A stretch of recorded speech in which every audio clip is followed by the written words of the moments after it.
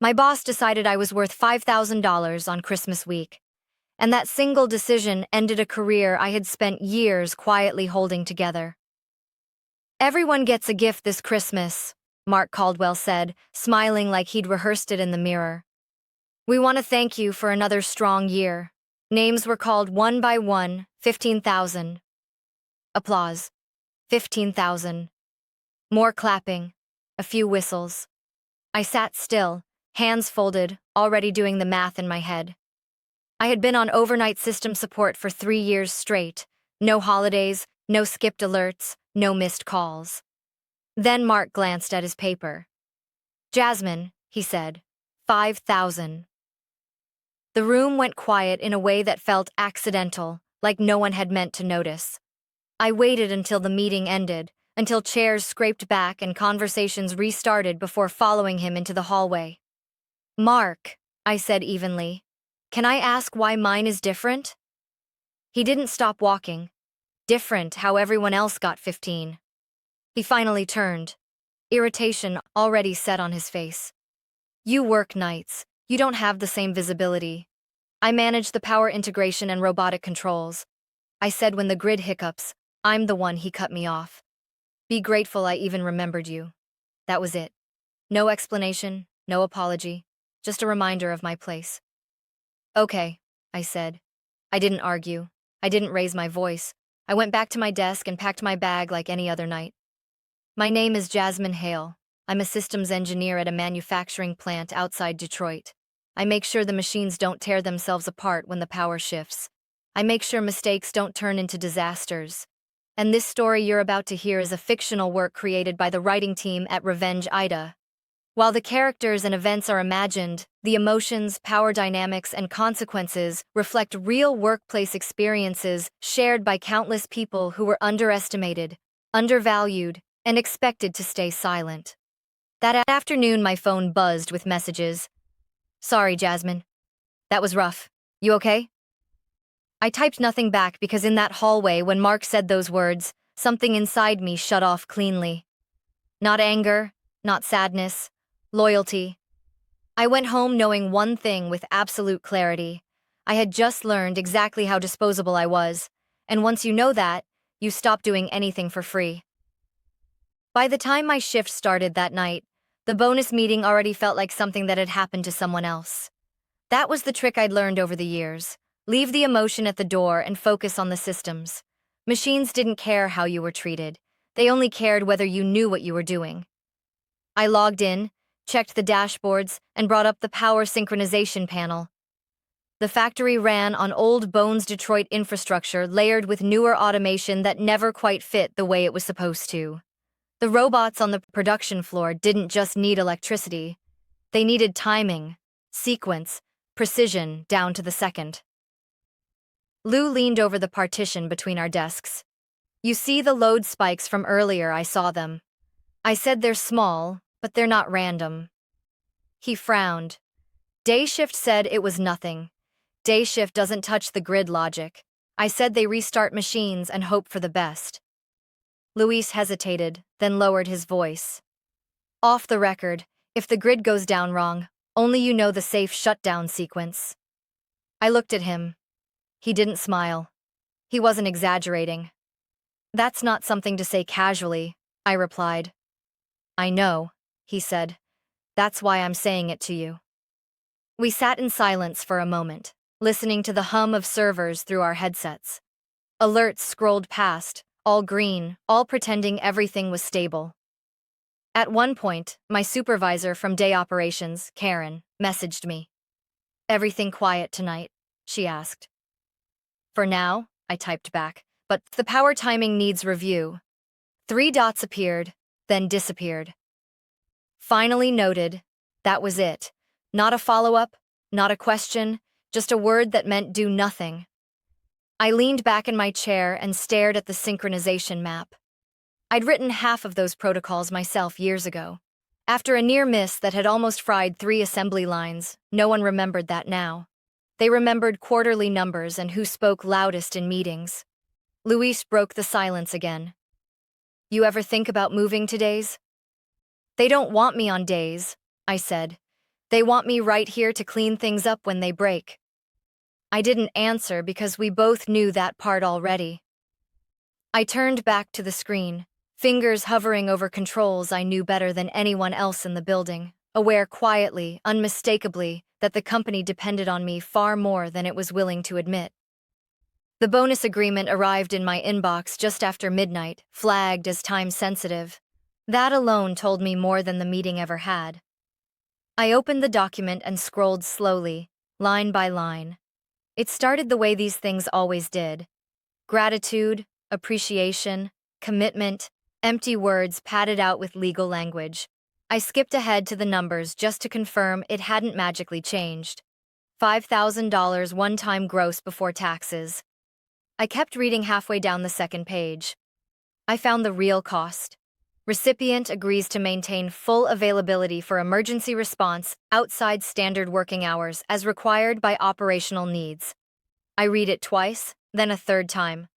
No mention of authority, no mention of decision rights, no mention of limits, just availability. I forwarded the document to HR with a single question. Can we discuss the terms? The reply came from Melissa in under 10 minutes. The amount and conditions are standard and non-negotiable. I stared at the screen, my jaw tight. I typed back, so, to be clear, I'm committing to unlimited emergency response overnight for the same responsibilities I already carry, just with a written obligation. Now, her response was immediate. Yes, this reflects your current role. I didn't argue. I didn't explain why that answer was dishonest. I already knew how this worked. They weren't offering a reward. They were formalizing access. My phone rang. It was Louise. You see the agreement? He asked. I did. He hesitated. That clause. It's rough. It's clean. I said that's the problem. There was a pause. You signing? I'm reading. I said after we hung up, another message came in. This one from Karen, my day operations supervisor. Just checking if anything spikes tonight. You're good to jump in, right? I looked at the unsigned agreement, at the clause, at the number. $5,000. I typed one word in reply to HR, copied Karen on it, and hit send. Understood. Then I closed my email, leaned back in my chair, and did something I hadn't done in years. I stopped volunteering, no extra checks, no preventative fixes outside my scope, no silent cleanups to make other people look competent. I would do exactly what my role required, nothing more, nothing less. And for the first time since that hallway conversation, the anger I'd been carrying sharpened into something steady and clear. Line B started acting up just after 11. Nothing dramatic at first. Minor timing drift. A half-second delay between power delivery and robotic response. The kind of thing most people ignored because it didn't trip an alarm. I didn't ignore it. I opened the diagnostics and watched the pattern repeat. Same fluctuation, same recovery over and over. I called the operations line. Karen answered on the third ring, her voice already tight. We're pushing full output tonight, she said before I could speak. If this is about slowing production, it's not happening. It's not about comfort, I said. The grid timing is off on line B. If we don't throttle the robots, shutdown won't be clean. She exhaled sharply. You're overreacting. It's Christmas week. We cannot afford another slowdown. I'm not asking for a full stop, I said. Just a temporary reduction until the sequence stabilizes. There was a pause. Then her tone shifted flatter. Colder Day Engineering reviewed it earlier. They said it was within tolerance. They don't manage the synchronization layer. I said, I do, and I manage production. She snapped. We are not adjusting output because you feel uneasy. That word landed harder than she probably intended. Uneasy. I'm documenting this. I said, you do what you need to do, she replied. Just don't create problems that aren't there. The line went dead. Luis rolled his chair closer. They shut you down. They dismissed it, I said. He glanced at the screen. That drift is getting wider. I know, so what now? I opened the incident log and started typing. Timeline load variance. My recommendation, management response. Luis watched quietly. You could still intervene, he said. You've done it before, not without authorization, I replied, and they were clear. I saved the entry and attached the system snapshots. A minute later, my phone buzzed. A message from Karen. Let's not escalate this unnecessarily. I stared at the words, then typed back. The risk is logged. Monitoring continues. No response came after that. The system kept running. The robots kept moving. The numbers on the screen stayed just inside the acceptable range, like they were daring someone to blink. I leaned back, hands off the controls, and waited. Not because I didn't know what to do, but because I'd already been told not to do it. Just after 12:30, the numbers stopped pretending. Line B dipped hard, recovered too fast, then dipped again. The timing graph fractured into uneven blocks, the kind that only appeared when the grid was fighting the machines instead of feeding them. Luis leaned forward. That's not noise anymore. No, I said. That's instability. My phone lit up on the desk before he finished the sentence. Karen again. Are you on right now? She wrote before I could respond. Another message came through. Mark, Jasmine, need eyes on line B. Call me. I didn't move. Led me careful. If this keeps escalating, we're going to need a controlled slowdown. I know you're the only one who can do it clean. I know. The phone vibrated again. This time it was a group message. Operations, engineering, management layered together in one thread. Can someone confirm Jasmine is active? I opened my email instead. The bonus agreement was still there, flagged, unsigned. I scrolled past the praise, past the number written out in careful legal language, and stopped at the clause I could now recite from memory. Mandatory emergency availability. I remembered the hallway, Mark's voice, the way he hadn't even lowered it. Be grateful I even remembered you. Louise spoke quietly. If you step in now, they'll say you saved them. Tomorrow, nothing changes. And if I don't, they'll say you abandoned them. I looked back at the screens. The sequence window was narrowing. Another few minutes and a clean intervention wouldn't be possible at all. My phone rang. Mark this time. Not a message. A call. I let it ring. Then I picked the phone up, pressed the button on the side, and watched the screen go dark.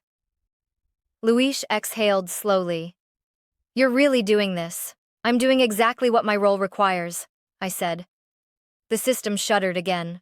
Alerts began stacking, yellow edging toward red. I didn't touch the controls. I sat back, hands in my lap, fully aware of what would happen next. Not because I wanted it to happen, but because I had been very clearly told that preventing it was no longer my responsibility. It happened faster than anyone on the day side would later admit. The first automated arm stalled mid-rotation. Metal locked in a half arc that should never exist. Then another, then a full row. The system tried to compensate, rerouting power the way it had been trained to do, but without the proper sequence. Compensation became conflict, Luis whispered. They're restarting manually. I see it, I said. On the shared operations channel, voices overlapped. Why did line 3 just drop? Who authorized a reboot? Get engineering on this now. Someone I didn't recognize barked. Just bring it back up. We're losing output by the minute. Louise shook his head. They're skipping the cool down. That burns the motors, I said as if on cue. A new alert flashed. Thermal overload. Then another. The chat exploded. We've got robots frozen mid-cycle. Conveyors aren't responding. Emergency shutdown failed. Failed again. A man's voice cut through the noise, sharp and panicked. Why wasn't this stopped? No one answered him. Another voice, calmer but tight. Do we know what triggered the instability? Silence again. I watched the logs scroll past. Timestamps stacking like evidence. Improper shutdown. Forced restart. Cascade failure.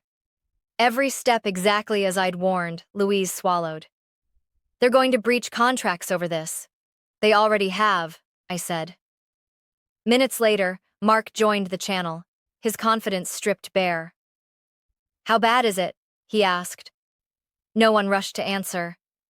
Finally, someone from finance said, Preliminary estimates put us past $100 million in losses if we can't resume operations by morning. Mark's voice cracked. That's not possible. It is, the finance director replied. And it's climbing. Another executive cut in, fine Jasmine. She handles the grid logic. Louise looked at me, eyes wide. They're asking for you, he said. I didn't respond. I wasn't on the channel. I wasn't on my phone. I wasn't available. The system continued to fail, not violently, not dramatically, just steadily, predictably, following the path it had been pushed onto by decisions made earlier that day. By the time the final line went dark, the factory floor was frozen in place. Machines locked exactly where they had been when control was lost, and for the first time since midnight, the building fell completely quiet. My phone came back on just after sunrise. I hadn't missed anything subtle. The screen filled instantly missed calls. Messages stacked on top of each other. Names I rarely saw outside formal meetings. Mark called again before I could set the phone down. I answered this time. Jasmine, he said, skipping my name the way people do when they're trying not to sound nervous. We need to talk. I'm listening, I said. His voice was different, slower, careful. The edge he'd used in the hallway was gone. We had a situation overnight. He said, You've probably seen the alerts. I wrote half of them, I replied. A pause, then quieter. What would it take for you to help us fix this? I didn't raise my voice. I didn't rush. You already decided what I was worth, I said. This is the outcome of that decision. That's not fair, he said quickly. This isn't about the bonus anymore. It never was. I said. It was about authority and responsibility never matching. He exhaled. Okay, tell me what you want. Day shift authority over grid shutdown and restart. I said written decision rights, compensation aligned with risk, and no mandatory availability without control. Silence stretched on the line. That's a lot to put together, he said finally. It's what I've been doing without the title. I said I need to loop in HR, he replied. And legal? Of course you do.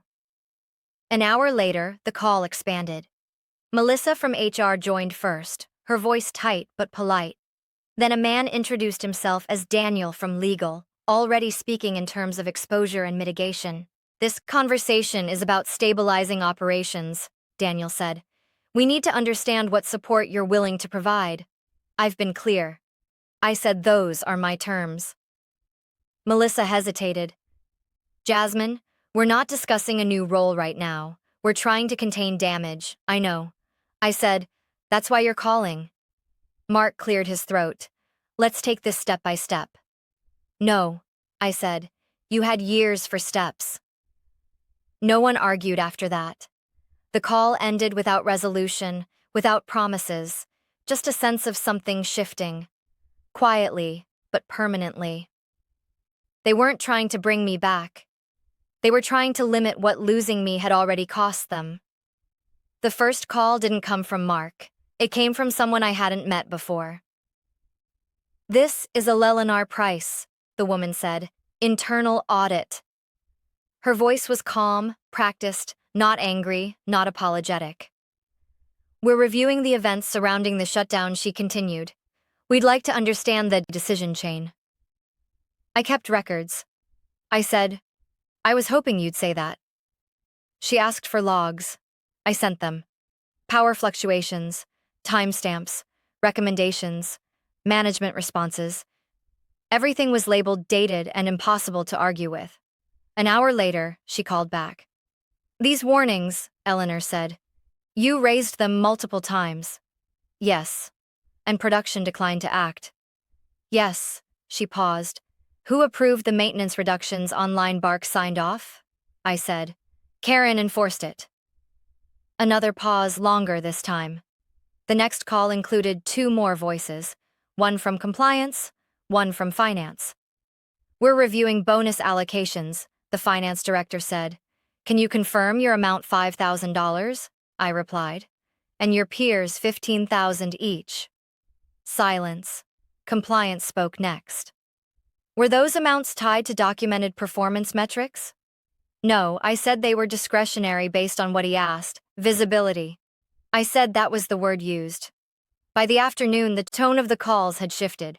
No one asked if I would come back to help restore operations. No one asked if I was willing to step in. Instead, the questions changed direction. Who decided to bypass the cool-down protocol? Who removed the redundancy buffer? Who approved the restart without grid synchronization? Each answer pointed the same way.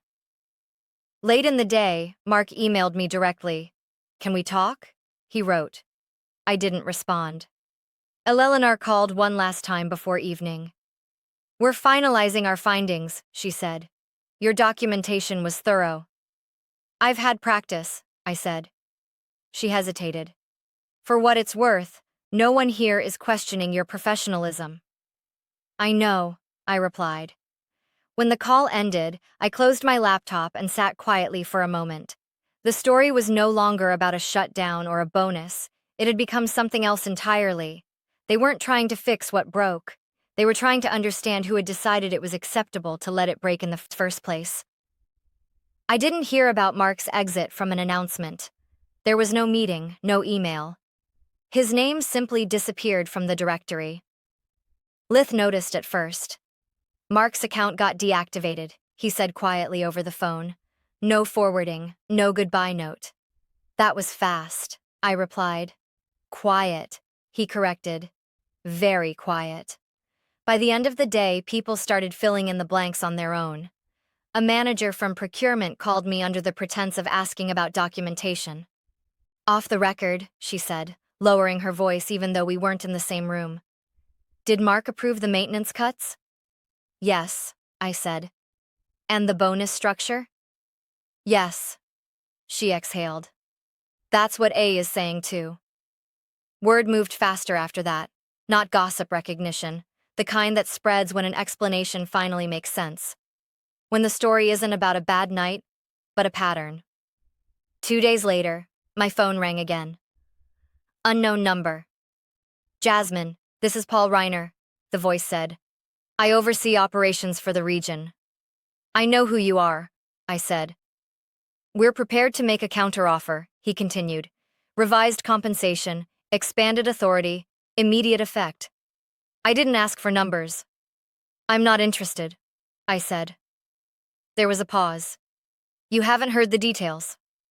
"I don't need to," I replied.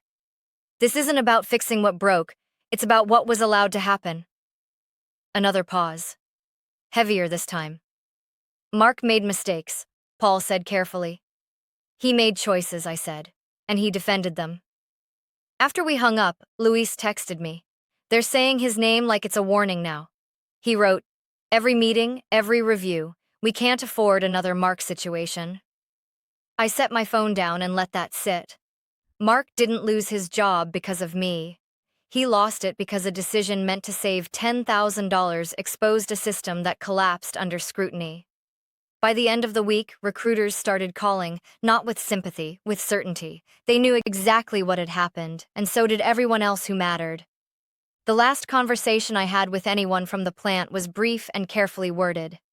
"Jasmine," Melissa from HR said, her tone neutral, almost relieved. "We're closing the loop on your employment file. Legal has approved the separation language. Send it over," I said. There was a pause. No hard feelings. I thought about the hallway, the bonus, the clause. The night everything froze. "None," I replied. "Just clarity." I signed the paperwork the way I signed everything else. Clean, precise, final. I returned access credentials. I documented handoff notes. I didn't delete a single file. I didn't need to. The consequences had already done the work for me. A week later, Louise called. "They're rebuilding the grid protocols," he said. "External consultants, new oversight, triple sign-off on shutdown authority." "Good," I said. "They talk about you like a case study now," he added. "Not by name, just what happens when we ignore the night shift." I didn't smile. I didn't feel the need to. The company survived. It had to. Factories always do, but it survived altered, more cautious, more documented, less arrogant about who actually kept the lights on. Mark didn't survive it the same way. His name stopped circulating. The industry didn't forget the loss, and it didn't separate it from him. No speeches, no public blame, just silence where momentum used to be. As for me, I left Detroit's factory lights behind without anger, without ceremony. I took a role where responsibility came with authority, where being available meant being respected, where decisions weren't made by who spoke loudest in meetings. On my last night in the city, my phone stayed quiet. No alerts, no emergencies, no expectation that I would absorb someone else's risk for free. The lesson came to me later. Simple and unshakable loyalty without protection is just unpaid labor. And being indispensable does not mean being obligated. Systems don't fail because one person steps back. They fail because too many people learn to rely on someone they refuse to value. They thought they saved $10,000. What they really did was teach me exactly when to all.